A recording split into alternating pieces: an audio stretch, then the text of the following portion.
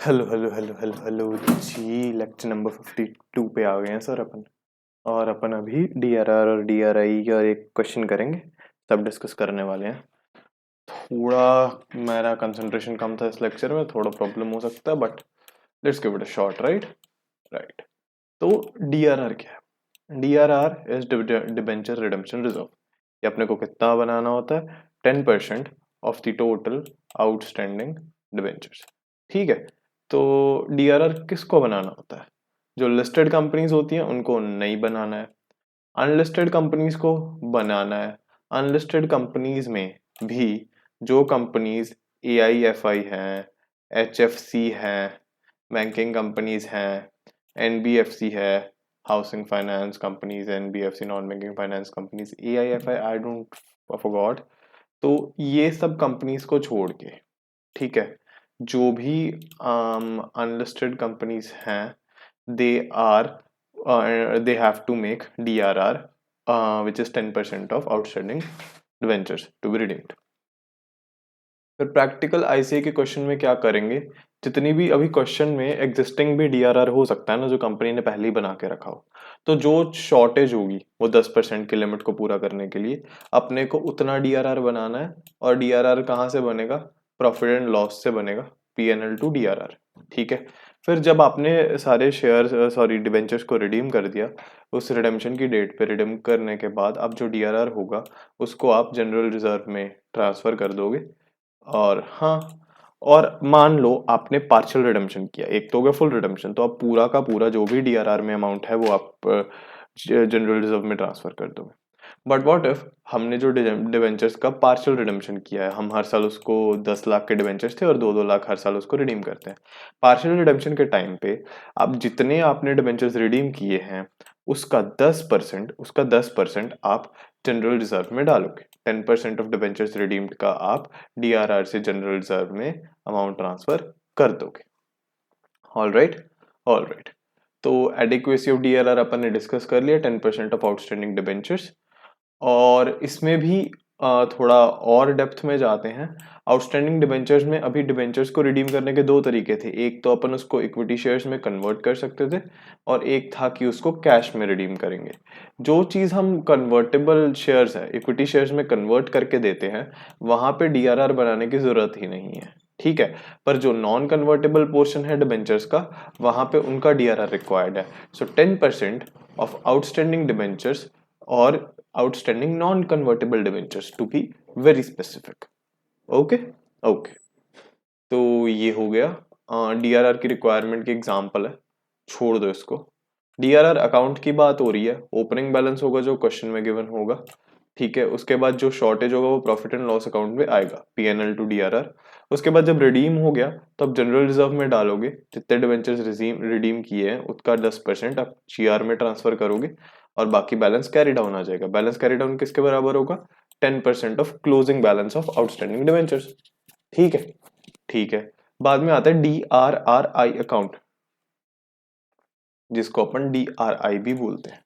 DRI क्या होता है? ये सब कंपनीज बनाती हैं other than AIFI, HFC, NBFC, PC. मतलब ये लिस्टेड कंपनीज भी बनाती हैं, अनलिस्टेड कंपनीज भी बनाती हैं। DRI is made by both listed as well as unlisted companies except companies that are AIFI, HFC, housing finance company, NBFC, banking company. And ये भी सिर्फ non convertible portion of debentures पे लगता है। And it is made about 15% of outstanding non convertible debentures, जिसकी adequacy है वो 15% है। ठीक है। और इसको कैसे बनाते हैं? ये इन्वेस्टमेंट होती है, DRI is an investment that is risk free. Alright. तो इसको अपन जो क्या बोलते हैं, इसको आप इन्वेस्ट करते हो कहीं रिस्क फ्री जगह पे, ताकि डिबेंचर्स के रिडीम के टाइम पे लिक्विडिटी क्राइसिस ना हो। तो इसकी जो शॉर्टेज होती है उसको आप बैंक अकाउंट से पूरा करते हो। ठीक है। और जब जिस दिन आपने अपने डिबेंचर्स को रिडीम कर दिया उस दिन आप इस इन्वेस्टमेंट को सेल करते हो और जो भी प्रोसीड्स आते हैं वो बैंक में जाते हैं। और जो इंटरेस्ट होता है वो प्रॉफिट एंड लॉस अकाउंट में जाता है। ठीक है। और अगर आपने पार्शियल रिडेम्पशन किया है तो जितने डिबेंचर्स रिडीम किया उसका 15% आप डीआरआई सेल करोगे। ठीक है, क्वेश्चन के हिसाब से। तो डीआरआई अकाउंट की बात आ गई। It's an asset because it's an investment, तो बैलेंस ब्रॉट डाउन। शॉर्टेज होगा तो आप इसमें ऐड करोगे, बाद में रिडेम्पशन के टाइम पे आप बैंक अकाउंट में इसका 15% ऑफ डिवेंचर्स रिडीम्ड का इसको सेल करोगे और बाकी कैरी डाउन में डाल दोगे। ठीक है, ये होगा डीआरआई का कॉन्सेप्ट। ये बोल रहे थे कि लॉ के हिसाब से क्या करना होता है कि जितना अपन ने ईयर एंड पे डिवेंचर्स रिडीम करना है 31 मार्च को, उसका 15% 30 अप्रैल से पहले उस करंट फाइनेंशियल ईयर के एंड पे अगर अपन ने जितने डिवेंचर्स रिडीम करने हैं उसके उस करंट फाइनेंशियल ईयर की 30 अप्रैल को से पहले 15% का डीआरआई बनना चाहिए। पर क्वेश्चंस को सिंपल रखने के लिए आईसीआई ने क्या किया कि टोटल आउटस्टैंडिंग डिबेंचर्स का देख लिया। उसको कुछ सीन नहीं है कि पार्शियल रिडेम्पशन है, फुल रिडेम्पशन है, ईयर एंड पे क्या है, उसने बोला जितना भी क्वेश्चन पे दिया है अब उसका outstanding debenture redemption redeemable outstanding non convertible debentures का 15% करो और डीआरआई निकालो। ये लॉ को इतना डेप्थ में फॉलो करने की जरूरत नहीं है। अभी डिबेंचर पे इंटरेस्ट मिलेगा और जो डीआरआई की इन्वेस्टमेंट है उस पर इंटरेस्ट, जो डिबेंचर पे इंटरेस्ट है वो अपने को पे करना है, पीएनएल से पे कर दिया, और जो इंटरेस्ट ऑन डीआरआई रिसीव होगा उसको पीएनएल में क्रेडिट कर दिया। अभी बात आती है सर क्वेश्चन की। किसकी? क्वेश्चन की। क्वेश्चन दिया हो तो following balances appeared in the books of a company, company unlisted है। अनलिस्टेड कंपनी के लिए डीआरआर बनता है, लिस्टेड के लिए नहीं बनता। और अगर कंपनी अनलिस्टेड या लिस्टेड हो डीआरआई बनता ही है अगर वो कंपनी अदर देन ये हो। तो ये अपने को 31 मार्च 2000x1 का 31 दिसंबर 20x1 का बैलेंस बताए हैं कि 6% मॉर्गेज, 10,000 डिबेंचर्स थे, डीआरआर दिया था रिडेम्पशन ऑफ डिबेंचर्स के लिए 50,000, और investments with scheduled bank free from any charge early N S 150। Interest बताया इस पे, इन्वेस्टमेंट पे जो पीएनएल में क्रेडिट होता है, और 31 दिसंबर को हर साल रिसीव होता है अपने को इंटरेस्ट। ठीक है, बैंक बैलेंस 9 लाख रुपए था 31 दिसंबर को, मतलब ओपनिंग भी इतना ही होगा 1 जनवरी का। इंटरेस्ट और debentures has been paid up to 31 दिसंबर 2000x1। तो 31 दिसंबर तक का इंटरेस्ट भी पेड अप है तो उसका कुछ नहीं करना है। तो अगले साल 20x2 को 28 फरवरी को investments were realised at par, तो इन्वेस्टमेंट बेच दी 1.5 लाख की, 1.5 लाख पे बिकी है, so no profit. And debentures को पेड ऑफ किया 101 पे, मतलब 100 का डिबेंचर था, 1 रुपए का प्रीमियम पे, टुगेदर विद एक्रूड इंटरेस्ट भी उसी दिन पे किया। 2 महीने का इंटरेस्ट आएगा। सारे लेजर अकाउंट्स बनाने हैं।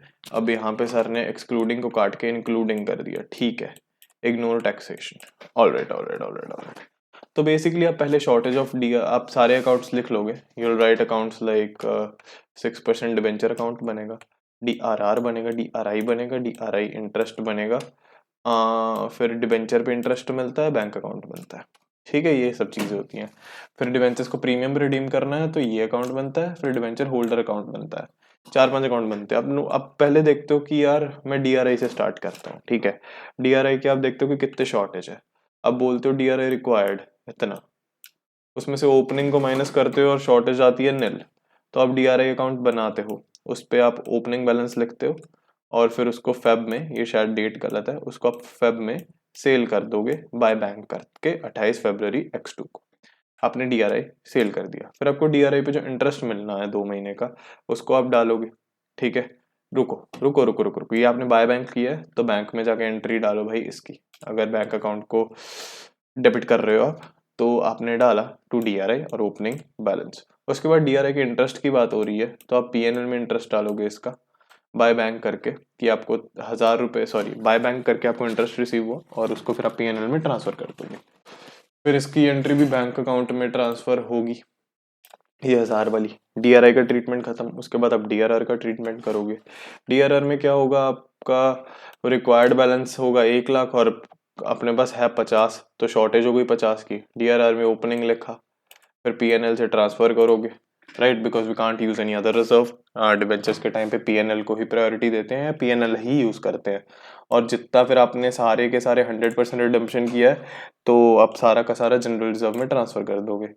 अभी पीएनएल अपन बना नहीं रहे हैं, राइट, तो इसकी कोई टेंशन नहीं है, और जीआर भी नहीं बना रहे तो इसका भी कुछ नहीं करना है। चलो ये हो गया। उसके बाद अपन सोचते हैं डिबेंचर रिडीम करना है। डिबेंचर रिडीम करना है तो आप इंटरेस्ट पे कर दो डिबेंचर का, कर दिया। आपने लिखा टू बैंक, फिर उसको पीएनएल में ट्रांसफर किया। फिर आपने प्रीमियम पे डिबेंचर्स रिडीम करने हैं, और तो आप क्या एंट्री डालते हो प्रीमियम के लिए, पीएनएल टू प्रीमियम, फिर आप डालोगे debenture 10% debenture 6% debenture debit premium debit to debenture holder, तो वो एंट्री है ये, ठीक है। ये ये ये फिर आप बैंक से पेमेंट करोगे, इसकी बाय बैंक लिखोगे, बैंक में सेम एंट्री आएगी ये, ठीक है। डिबेंचर इंटरेस्ट की एंट्री और बैलेंसिंग फिगर निकाल देना, क्वेश्चन खत्म होगा। Alright, bye bye, take care.